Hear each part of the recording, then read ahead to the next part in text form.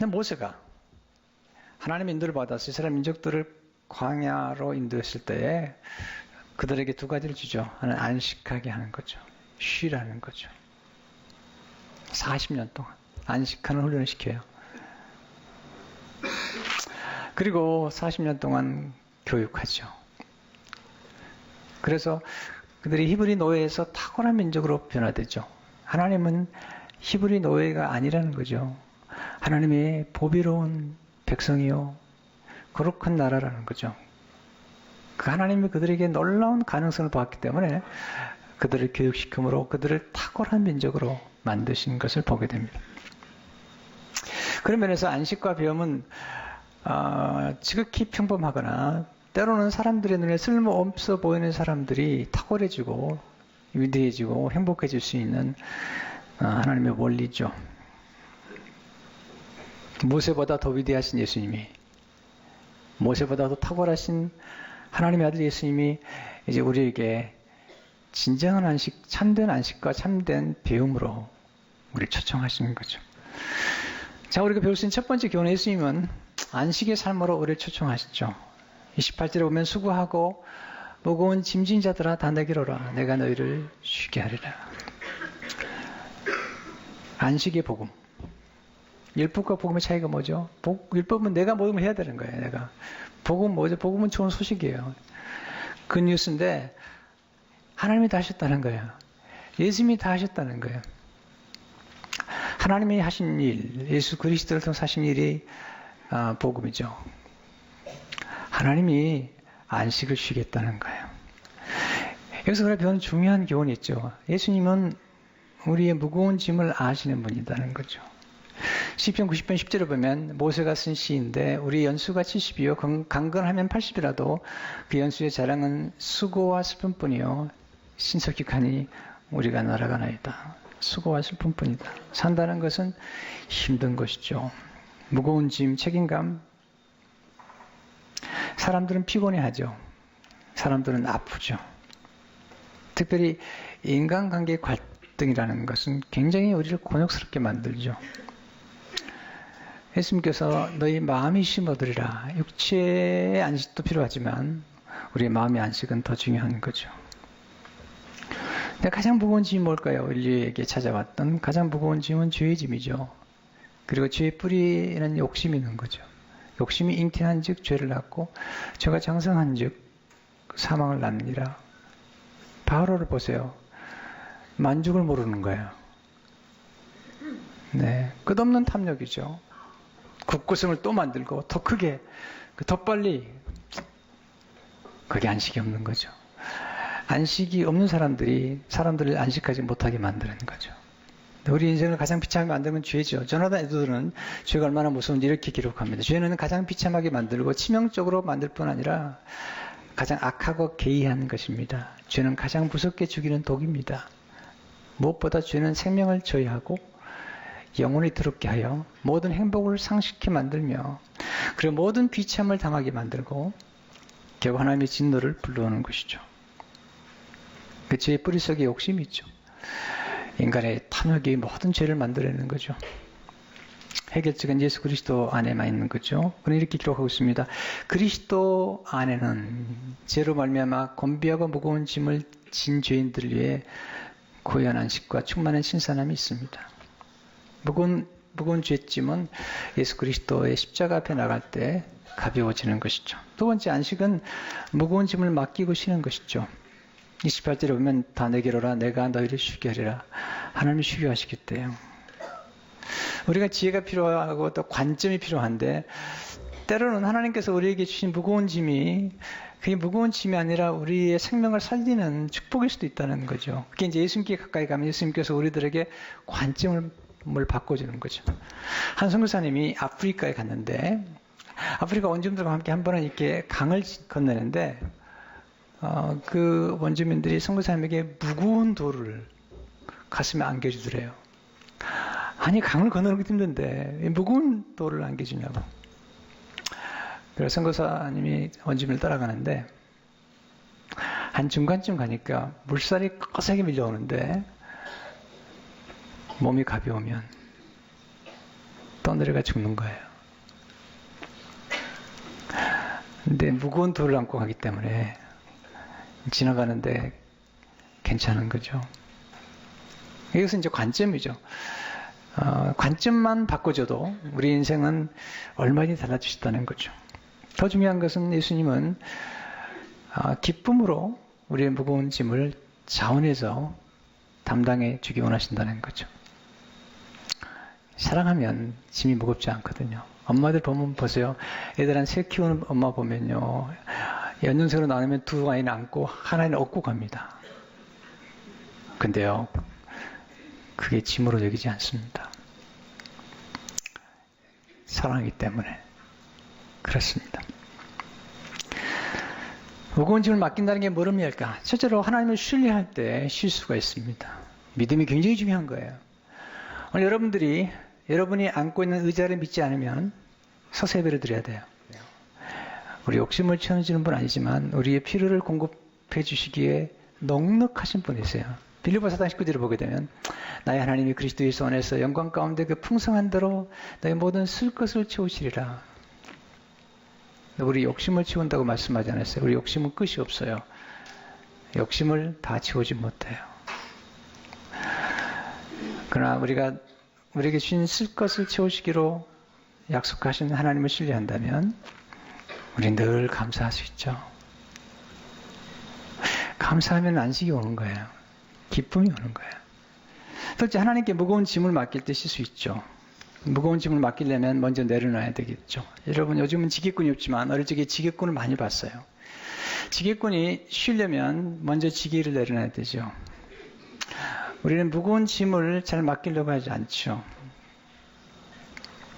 내려놓으래요, 하나님이.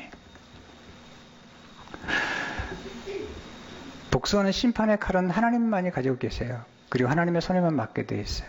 근데 사람이 그 복수의 칼을 잡는 순간, 그리고 복수하는 순간, 상대방을 복수하기 전에 본인이 그 칼에 맞는 거예요. 그래서 로마서 12장 19절 20절에 이렇게 말씀하시는데 사랑하는 자들아 너희가 친히 원수를 갚지 말고 하나님의 진노하심에 맡기라. 기록되었을 때 원수 갚는 것이 내게 있으니 내가 갚으리라고 주께서 말씀하시니라. 내 원수가 줄이거든 먹이고 목마르거든 마시게 하라. 그리함으로 내가 숯불을 그머리에 쌓아놓으리라. 하나님께 맡기세요. 맡긴 것만 책임을 지신 거예요. 시편 35절을 보게 되면 내 길을 여호와께 맡기라. 그러지 않으면 그가 이루시고. 세 번째, 하나님 앞에 잠잠히 기다릴 때 쉴 수 있죠. 기다리는 것. 우리 모든 걸 맡기는 거죠. 그리고 기다리는 거죠. 시편 36절을 보면 여호와 앞에 잠잠하고 참고 기다리라. 참고 기다리라. 그럼 나머지는 하나님이 하시는 거죠. 저는 기다림에 관한 주제를 가지고 사실 여러 달 동안 설교한 적이 있어요. 이제 그때 깨달은 게 있습니다. 기다림은 수동태가 아니에요. 능동태죠. 어머니가 아이를 잉태하고 기다리면 커요. 이렇게. 기다리는데 커요. 농부가 씨앗을 뿌려놓고 기다리면 씨앗이 자라고 나무를 심고 기다리면 나무가 자라서 어느 날 열매를 맺기 시작해요. 어리 엎드린 새가 높게 나는 거예요. 그리고 멀리 날 수가 있는 거죠. 여러분 안식한다는 게 뭔지 아요? 여러분이 하나님이 되려고 하는 마음을 내려놓는 거예요. 많은 사람이 하나님이 되려고 그래요. 여러분 주위의 사람들을 변화시키려고 하지 마세요. 그건 여러분이 하는 게 아니에요. 하나님도 가만두시는데 왜 그러세요? 하나님 보고 하시라고 그러세요. 여러분 사람 바꾸려고 해서 바꿔지는 게 아닙니다. 여러분 살아봐서 몰라요? 그렇게도 몰라요? 됩니까? 왜? 여러분이 하나님만이 할 수 있는 것을 왜 자꾸 여러분이 하시려고 그러느냐요? You are not God. 여러분 하나님이 아니에요. 하나님 노릇 내려놓으세요. 그게 피곤한 거예요. 여러분 자녀들, 여러분 남편과 아내 바뀝니까? 너무 좋아하지 마세요. 그렇다고. 그게 아니라 지금 제가 좀 경험적으로 얘기를 하는 거예요. 근데 기다리면 바뀌어요. 하나님 하시는 거예요. 왜 안식일이 필요하죠? 우리 다 하나님 되려고 그러잖아요. 날씨도 안 좋으면 막 기분 나빠해요. 왜 그러시는 거예요? 어떤 분 날씨가 나쁘다고 막 우울해요. 어떻게 하겠다는 거예요. 여러분 정말 지혜로운 사람은 본인이 할 수 있는 것과 할 수 없는 것을 아는 사람이죠. 두 번째, 예수님은 우리를 배움의 삶으로 우리를 초청하시죠.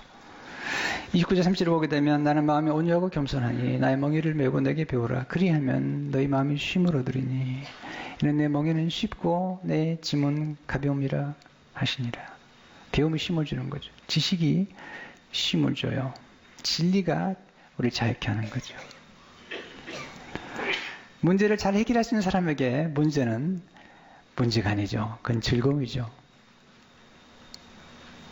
시험 공부를 잘 준비한 학생에게 시험 치는 날은 그것은 두려움이 아니죠. 그건 즐거움이죠. 우리는 뭘 배워야 될까요? 우리는 무엇을 배우기 전에 누군가인가를 배워야 돼요. 첫째로 예수님이 누구신가를 배울 때 안식하게 되죠. 예수님을 아는 것이 복음을 아는 거잖아요. 첫째로 예수님은 우리 죄를 대신 담당하셨어요. 둘째로 예수님은 우리의 모든 짐을 맡길 수 있는 분이에요. 셋째로 예수님은 우리를 대신해서 심판과 정죄와 진노를 받으신 분이시죠. 넷째, 예수님을 믿을 때 우리는 하나님의 자녀가 되어 보호와 공급을 받게 되죠. 원래 우리는 죄인들이었는데 하나님의 선택을 받는 순간 보배가 된 거예요. 히브리 노예들이 바로 아래서는요, 보배가 아니에요. 이건 노예예요. 이건 쓰레기예요. 물건에 불과했던 거죠. 근데 하나님을 선택하는 그 순간에 그들이 보배가 된 거죠. 선택하는, 누가 선택했냐가 중요한 거죠. 하나님이 선택했더니 보배가 된 거죠. 저는 에드워드는 이렇게 얘기합니다. 하나님께서 그들을 당신의 보배로 택하셨습니다. 마치 사람이 돌무더기 가운데서 보석을 가려내듯이 말입니다. 사람은 돌들과는 매우 다른 보석을 발견하고 그것을 택합니다.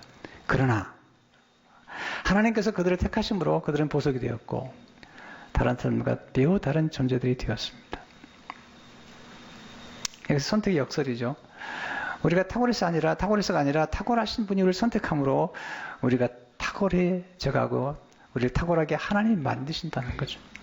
조금 더 읽어드릴게요. 다른 사람들보다 그들에게 어떤 호감 가는 것이 보여서 그들을 선택하신 것이 아닙니다. 그들이 탁월해서 선택하는 것이 아닙니다. 하나님께서 그들을 탁월하게 만드셨습니다. 내가 그들을 선택하셨기 때문에 또한 그가 그들을 선택하셨기 때문에 그들이 탁월해진 것입니다. 하나님께서 그들을 선택하신 것은 그들이 거룩하다고 생각하셨기 때문이 아닙니다. 그들이 거룩하도록 하나님께서 선택하신 것입니다. 하나님의 선택 속에는 하나님의 무조건적인 사랑이 담겨 있는 거죠. 이 사랑을 배워야 돼요. 깨달아야 되죠. 제가 조금 더 읽어드릴게요. 성경 말씀 속에서 하나님의 사랑을 보여주듯이 무한히 선하시고 자비로우신 하나님께서는 감동받을 만한 탁월함이나 매력을 끌만한 탁월함이 전혀 없는 자들을 사랑하십니다. 사람들의 사랑은, 세상의 사랑은 그 사랑하는 대상 속에 있는 어떤 사랑스러움 때문에 생기는 결과입니다. 그러나 하나님의 사랑은 어떤 사랑스러움보다 앞선 것으로 그 사랑의 원인이 됩니다. 하나님의 사랑 때문에 우리를 사랑하신다는 거죠. 그리고 하나님의 사랑에는 있는 모습 그대로를 사랑하는 거죠. 여러분 살아가면서 여러분이 어떤 잘못을 했다 하더라도 어떤 실수를 했다 하더라도 여러분을 비판하지 않고 판단하지 않고 있는 모습 그대로 사랑해주는 사람을 만난다면 그건 너무 행복한 거죠. 왜 부모의 사랑이 그토록 좋은 거죠? 부모의 사랑, 왜 할머니, 할아버지 사랑이 그토록 좋은 거죠? 그 이유는 하나님의 사랑을 보여주는 또 하나의 심볼이기 때문에 그렇죠.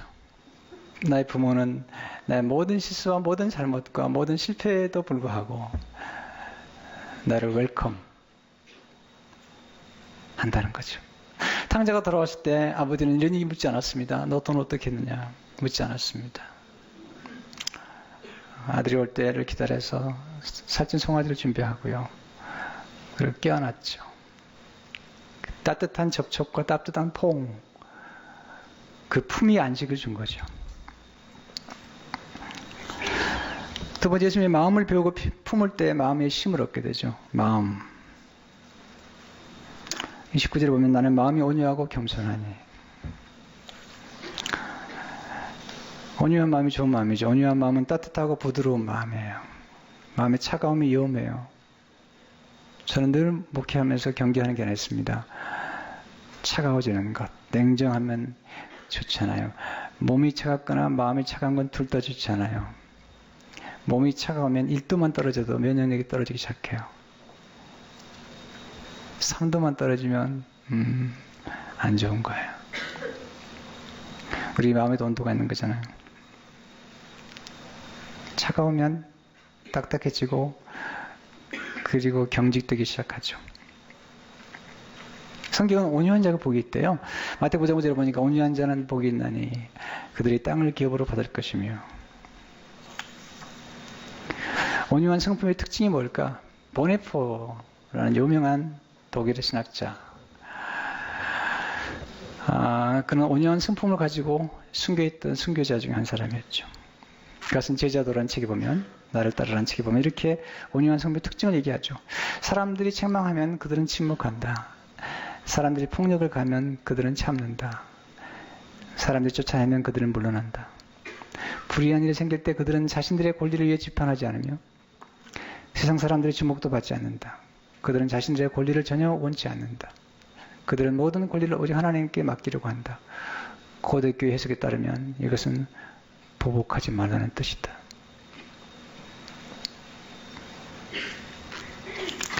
그 다음 글이 참 감동을 주죠. 예수는 그들이 땅의 나라를 소유할 것이라고 말한다.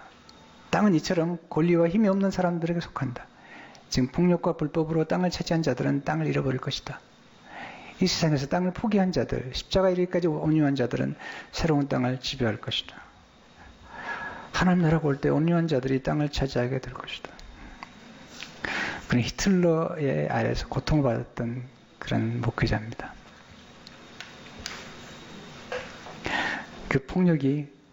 그 폭력자가 땅을 차지한 게 아니라 온유하게 순교했던 보네포를 위해서 하나님이 땅을 예비하신 거죠. 겸손한 마음은 자신을 낮추는 마음이죠. 자기를 비우고 낮추는 것. 왜 우리 마음의 전진태가 되죠? 왜 나를 더 알아주지 않는 거죠? 왜 나를 더 인정해주지 않는 거죠? 왜 나를 더 높여주지 않는 거죠? 겸손한 마음은 절대로 평화가 없어요. 감사한 마음이 좋은 거죠. 세 번째, 올바른 지식을 배울 때 두려움은 사라지고 쉼을 얻게 되죠. 제가 10편 23편 4절을 묵상하다가 놀라운 걸 발견했어요. 내가 사망의 음침한 곳자로 다닐지라도 해를 두려워하지 않을 것은. 근데 여기 보면 영어가 너무 놀라워요. Even though I walk through the valley of the shadow of death라고 그랬어요. 사망의 골짜기가 아니라 영어에 보면요. Valley of the shadow of death. 죽음의 그림자. 사람들은 죽음의 그림자를 보고 두려워하는 거예요. 몸이 조금만 아파도 그림자를 보는 거죠. 그래 두려워하는 거죠. 그 다음에 하나 중요한 말씀이 주께서 나와 함께 하십니다. 우리가 어떤 상황에 처하든지 하나님이 함께 하신다는 사실을 안다면, 그리고 나머지는 그림자에 불과한다면 우리는 안식할 수 있죠. 올바른 지식이 우리가 안식을 주는 거예요. 진리를 알진 진리가 너를 자유케 하리라. 세 번째, 배움과 훈련을 통해서 미래를 준비함으로 쉼을 얻게 하시죠. 준비하는 것 중요하잖아요. 30절 보면 이는 내 멍에는 쉽고 내 짐은 가벼움이라 하시니라. 이게 이제 그 당시 그림이죠. 두 마리 소가 이렇게 이제 그 땅을 기경하기도 하고 짐을 끌기도 하는데, 그때 이 어미소가 송아지를 훈련시키는 방법이에요. 멍에를 양쪽에 얹었는데 모든 힘은 어머니 소가 쓰는 거예요. 그리고 송아지는 멍이만 옆에 놓고 그냥 훈련시키는 거예요. 그래서 내 멍에는 쉽다. 내 멍에는 가볍다. 예수님께서 함께 하시는 그 길은 예수님이 다 동행해 주시는 거죠. 근데 여기서 쉽다는 표현이 너무 놀라운 표현이죠. 헬라어에 보면, 죄송해요. 헬라어를 조금 인용해서, 쉽다라는 헬라어는 케레스토스인데요. 그 뜻은 편하다, 유쾌하다, 친절하다, 잘 맞는다, 탁월하다는 뜻이죠. 딱 맞는다는 뜻이죠. 예수님 목수이셨잖아요.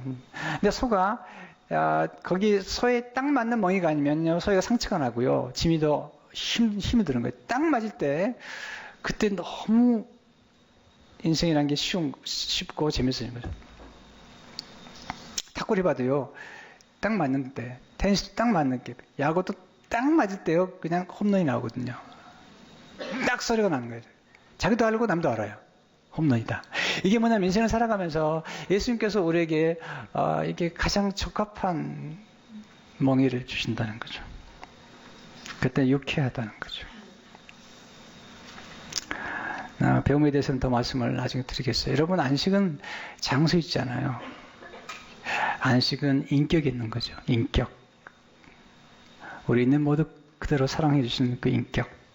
그 예수님이시죠. 그래서 성 어거스틴은 이렇게 얘기했죠. 주께서 우리를 주님 자신을 위해 만드셨으니 우리 마음은 주님 안에서 쉬기까지 쉬지 못하나이다. 세 번째, 예수님은 안식을 통해서 예배와 축제의 삶으로 인도하셨죠. 예배와 축제의 삶. 예배는 축제죠. 유대인들은 안식일을 신부를 맞이하는 날로 정했어요. 주로 금요일날 시작되는데 금요일날 저녁에 촛불을 켜요. 그러면 신부가 찾아온대요. 여왕과 신부가 찾아온대요. 그리고 토요일날 이제 안식이 끝나면 촛불을 끄게 되면 신부가 떠나는 거죠. 신부가 찾아오면 신랑과 신부가 함께 축제하고 친밀한 교제를 나누는 것, 그것이 안식일이라는 거죠. 지금 우리는 축제의 능력을 상실해버리는 식으로 살고 있어요. 축제하지 않아요. 뿐만 아니라 사람도 논다고 그러는데 노는 게 아니에요. 축제하는 게 아니고요. 축제의 의미를 몰라버리는 거죠. 예배가 축제라고 그러잖아요. 셀레브레이션. 왜 그런지. 유대인 신학자 가운데 탁월한 아브라함 요서 허셀은 이렇게 말하죠. 우리들 시대의 인간은 축제의 능력을 잃어가고 있다. 축제를 이루는 대신 그는 쾌락과 질타하게 노는 것을 택한다. 축제는 사람에게 필요한 것 또는 사람이 우러러보는 것에 대한 존경심을 표현한 행위이다. 축제를 벌이는 것은 더 위대한 기쁨을 함께 나누는 것이요 영원한 드라마에 참여하는 것이다. 축제 행위는 영이시며 축복의 근원이신 하나님을 높이 기리는 데 목적이 있다. 축제를 벌이는 것은 그분의 안 계심 속에 있는 숨어있는 그분의 계심을 불러내는 것이다. 조금 어려운 표현인데요. 제가 설명하면 금방 이해할 수가 있어요. 축제는 반드시 축제를 열 때 대상이 있는 거죠. 자, 부모님이 생신을 맞이해서 자녀들이 부모님을 위해서 축하하는 파티를 열었어요. 굉장히 중요한 거죠. 왜냐하면 바로 나를 낳아주시고 길러주신 부모님에 대한 감사와 존경심과 경외감을 표현하는 거죠. 그러면서 함께 먹고 나누는 거죠. 이게 진정한 축제죠. 요즘 대학생들이 신입생 축제를 하다가 독주를 마시거나 아니면 너무 술을 질퍽하게 마시고 죽는 수들이 많이 생겼어요. 그건 축제가 아니죠. 신입생 축제라면 신입생들을 존귀 여겨주고 그들을 축하해주고 그들이 그동안에 공부하는데 얼마나 고생했는지 그래서 축하해줘야 될 텐데 그게 아니고 축제가 아니고 질퍽한 술과 마약으로 잘못하면 수많은 학생이 죽어가는 거예요 지금. 자, 결혼 축하는 왜 하는 거죠? 신랑과 신부가 결혼하게 되면 그 두 사람을 축복해주고 그 두 사람을 지금까지 키워주신 부모님을 축복하고 그리고 그들을 있게 하신 하나님께 영광을 돌리는 거죠. 이게 진정한 축제죠. 결혼 기념일이 왜 중요한 거죠? 저희도 결혼 기념일 25주년인가에 우리 두 딸이 집에서 잔치를 베풀어줬어요. 그리고 비디오 클립을 만들어서 보여주고 그날은 우리 부부를 축하해주는 거죠. 왜냐하면 우리 부부가 만남을 통해서 두 딸이 태어났고 그리고 두 딸을 주신 하나님께 축하하는 거죠. That's celebration. 우리가 예배에 올 때마다 왜 축하하는 거죠? 우리를 자녀 삼으신 하나님 그리고 우리를 위해서 구속하신 예수 그리스도의 은혜와 우리를 보배롭게 만드실 뿐만 아니라 우리를 신부 삼으신 신랑 되신 예수님 앞에서 함께 기뻐하는 거죠. 그리고 성도들이 그 안에서 함께 잔치하는 거죠. 앞으로 제가 계속해서 오늘부터 시작해서 이제 14주 동안 이 말씀을 드리겠는데요. 오늘은 서론적이지만 그러나 서론적일 수만은 없는 말씀을 드리는 거죠. 스폴전 목사님 이런 얘기했습니다. 짐을 끌고 다니는 가축이라 해도 때때로 풀밭에 풀어주고 쉬게 해야 합니다. 바다 역시 민물 때 한 번, 썰물 때 다시 한 번 쉽니다. 차가운 겨울 동안 땅도 몇 달에 걸쳐 안식을 취합니다. 하나님의 대사로 파견된 인간은 더 말할 필요조차 없습니다. 안식하십시오. 그렇지 않으면 탈진하고 맙니다. 타버린 심지는 잘라내버려야 합니다. 그렇지 않으면 발기가 약해집니다. 쉬면서 원기를 회복하십시오. 그렇지 않으면 채 피워보기도 전에 시들고 말 것입니다. 인간은 완벽하지 않아요. 목사도 완벽하지 않아요. 저도 오늘날 갑자기 짜증이 나거나 죄송합니다. 자꾸 거칠어지거나 메시지가 자꾸 거칠어지려고 하면 제가 알아요. 쉬어야 되겠다. 이건 성도들을 행복하게 만드는 게 아니다. 제가 쉼이 있고 안식이 있을 때 영감이 떠올라요. 시편에 보면 중간중간에 셀라란 말이 나오죠. 그건 시편은 노래예요. 중간중간에 쉬어달라는 거예요. 포즈하는 거죠. 음악에도 가장 중요한 쉼표예요. 쉼표가 없으면 음악이 아니죠. 연주가 아니죠.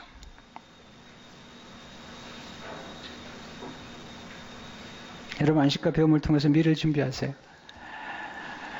모세가 이스라엘 민족들을 준비시켰어요. 모세보다 위대하신 예수님께서 우리를 이 땅에서뿐만 아니라 영원한 나라에 하나님의 나라의 상속자로 우리를 준비시키기 위해서 안식한 훈련을 천국은 안식하는 곳이지만 천국은 축제가 있는 곳이에요. 그냥 쉬는 게 아니에요. 천국은 향연이 있는 거죠. 셀레브레이션이 있는 거죠.